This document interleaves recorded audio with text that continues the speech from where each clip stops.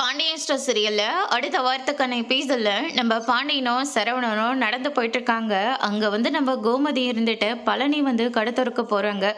அதனால குத்து விளக்குல ஏத்தி எல்லாரும் ரொம்பவே சந்தோஷமா இருக்காங்க. அதுக்கு அடுத்ததா சரவணனும் பாண்டியனும் நடந்து வந்துட்டு இருக்கிற போது நமக்கு தெரியாம நமக்கு கடைக்கு ஆப்போசிட்லயே யாரா இது கடையை ஓபன் பண்ணி வச்சிருக்கிறது அப்படின்னு சொல்லிட்டு பாண்டியனும் நம்ம சரவணனும் பக்கத்துல போய் பாக்குறாங்க. பார்த்தாங்க பழனி நின்று ஒருத்தர் கூட பேசிக்கிட்டு இருக்காங்க.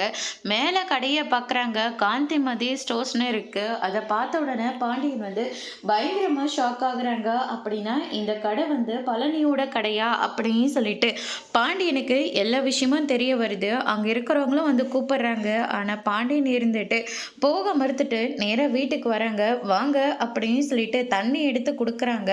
ஆனா பாண்டியன் தண்ணியை குடிக்காம கீழே போட்டு உடைச்சிடுறாரு. என்னாச்சு அப்படின்னு சொல்லிட்டு கேட்கவும், கூடவே இருந்து உங்க தம்பி இப்படி ஒரு துரோகத்தை பண்ணுவான் நான் கொஞ்சம் கூட எதிர்பார்க்கவே இல்லை, நம்பிக்கை துரோகி அப்படின்ற மாதிரி எல்லாம் சொல்றாங்க. கோமதிக்கு ஒண்ணுமே புரியல.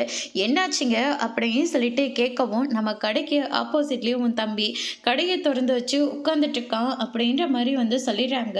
அதுக்கு அடுத்ததான் பழனி வராங்க. மச்சான் நான் சொல்கிறத கொஞ்சம் கேளுங்க அப்படின்ற மாதிரி சொன்ன உடனே, நீ எல்லாம் இப்படி செய்வனு நான் கொஞ்சம் கூட எதிர்பார்க்கவே இல்லைடா, இப்படி ஒரு துரோகத்தை பண்ணிட்டியடா அப்படின்னு சொல்லிட்டு கோமதி ஒரு பக்கம் சொல்லவும், நான் சொல்கிறத கொஞ்சம் கேளுங்க, என்ன சொல்ல போற அப்படின்னு சொல்லிட்டு பாண்டியன் வந்து சொல்கிறாங்க.